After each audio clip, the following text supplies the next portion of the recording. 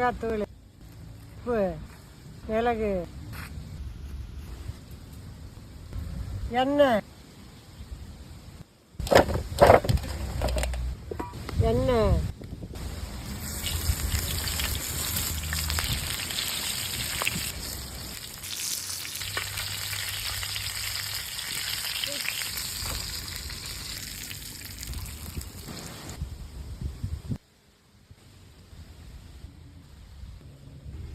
இனிப்பு சோள மசாலா எண்ணெய் எல்லாம் போட்டு பொரிச்சு எடுக்க அருமையாக